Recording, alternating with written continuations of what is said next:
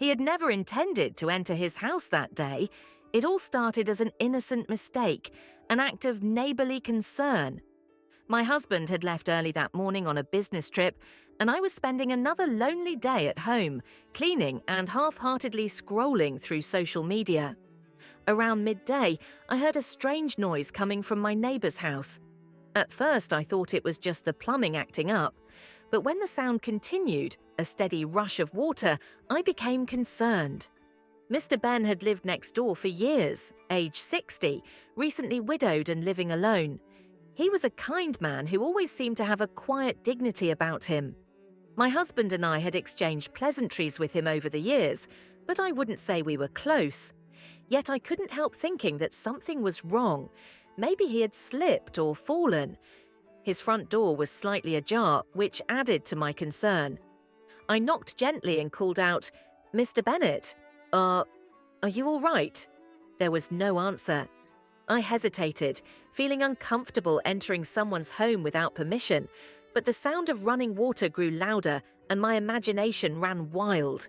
What if he was unconscious? What if he needed help? I entered, my heart racing. The living room was tidy and quiet, with only the faint scent of aftershave in the air. I followed the sound to the bathroom. The door was just ajar, enough to allow steam to drift into the hallway. "Mr. Bennett," I called again, louder this time. And then I saw him. He was standing in the shower, his back to me, the water cascading over his broad shoulders. The bathroom mirror, steamed up, reflected just enough for me to take in the scene without meaning to. My breath caught in my throat as I froze, mortified at my mistake. Before I could back away, he turned slightly and caught sight of me through the mirror. His eyes widened in surprise, but instead of anger or embarrassment, there was something calm in his expression. He quickly grabbed a towel and wrapped it around his waist as he stepped out of the shower. I'm so sorry," I stammered, my cheeks burning. "I heard the water and thought something was wrong." He chuckled softly, a low, comforting sound. "Nothing's wrong. I should have locked the door. You were just being kind." His reaction disarmed me. Most people would have been annoyed, but he seemed almost amused. There was no embarrassment in the way he stood there, water dripping from his silver-streaked hair. If anything, his composure made me feel even more nervous. "I'll go," I muttered, backing away. I didn't mean to interrupt, but as I turned, he said gently, "Wait. Thank you for looking after me. It's nice to know someone cares." His words stayed with me long after I returned home.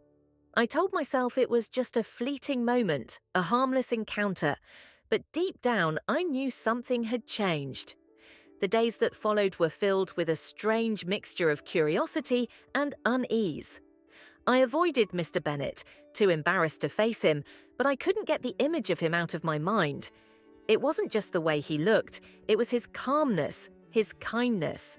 He wasn't angry or unpleasant, just understanding.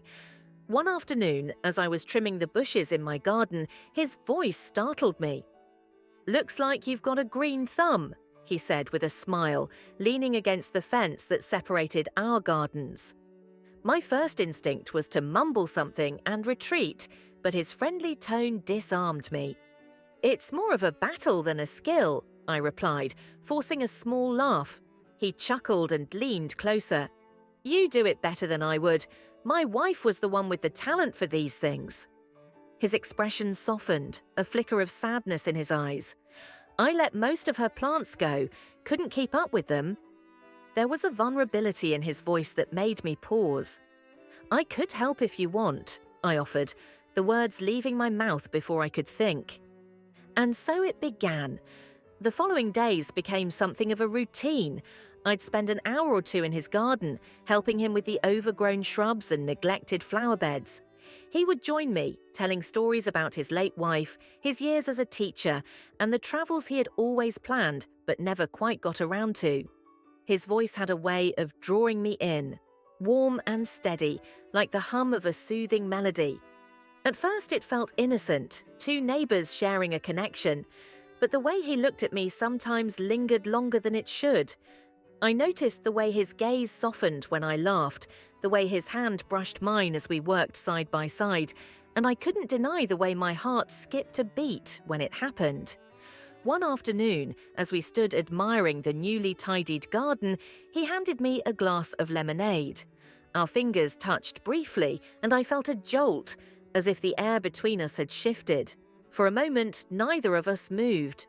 "You've done more for this place than I have in years," he said quietly, his eyes fixed on mine. "It's nothing," I replied, my voice lower than I had intended. "It's not nothing," he said, and there was something in his tone that made me catch my breath. I looked away, trying to laugh it off. "Well, maybe you just needed some help. Or maybe I just needed someone to remind me how much life there is left to enjoy," he said, his voice steady, his gaze unwavering. I didn't know how to respond. Part of me wanted to pull away, to remember that I was married, that this was just neighborly kindness. But another part of me was drawn to him, unable to ignore the spark between us.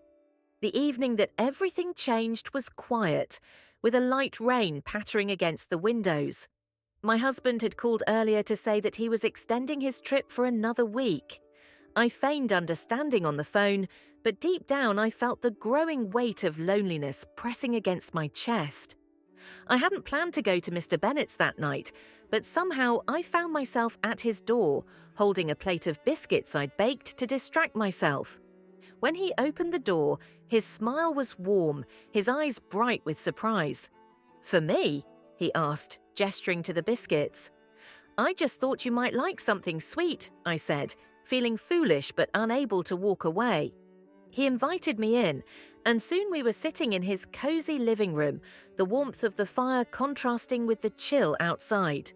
We talked, as we always did, about everything and nothing, but tonight felt different. There was an intimacy in the air that neither of us acknowledged, but both of us felt. As I put my glass down on the coffee table, he reached over to catch it before it tipped.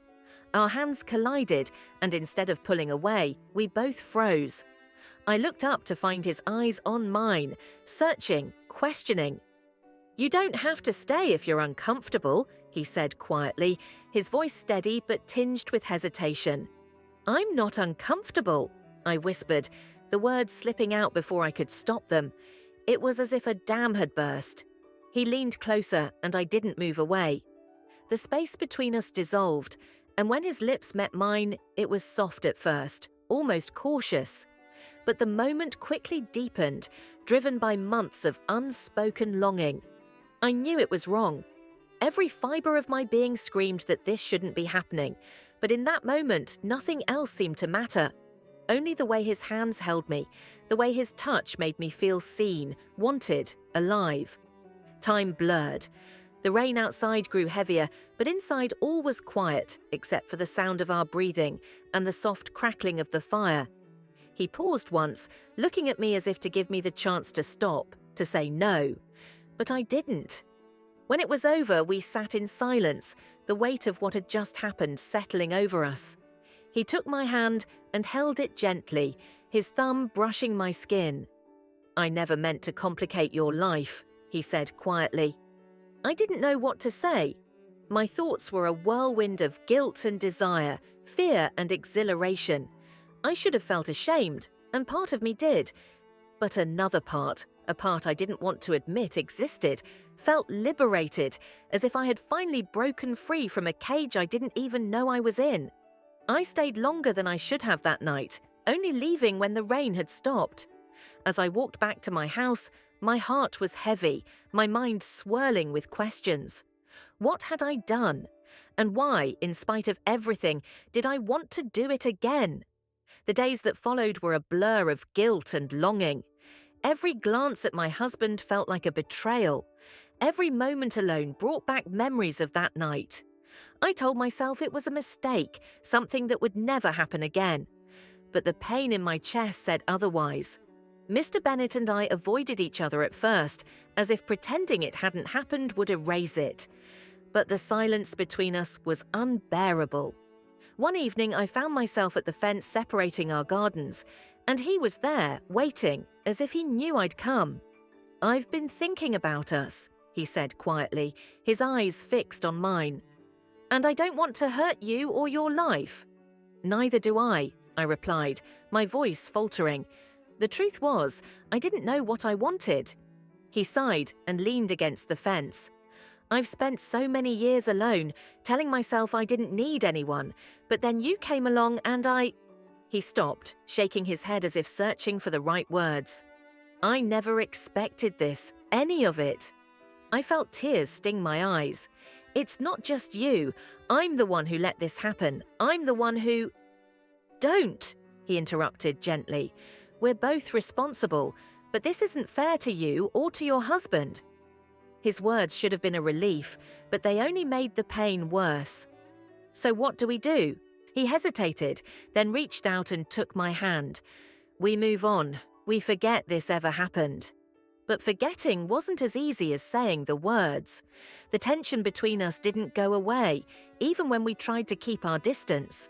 Every chance meeting, every shared glance felt like a wound reopening. My husband, oblivious to the turmoil inside me, continued with his routine, leaving me more alone than ever. One evening, my husband asked me why I had seemed so distant of late. His question surprised me, and for a moment I thought about telling him everything. But the fear of losing everything stopped me.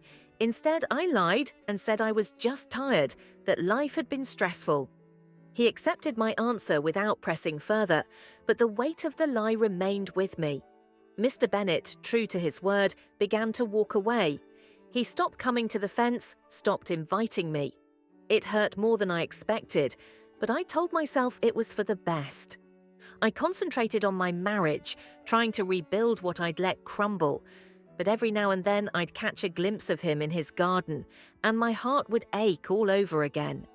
Months passed and life slowly returned to normal.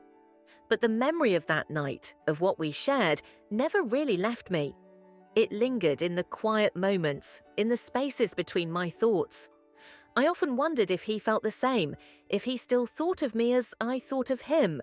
In the end, there was no closure, no neat resolution, just the quiet acceptance that some choices leave scars, and some connections, however fleeting, change you forever.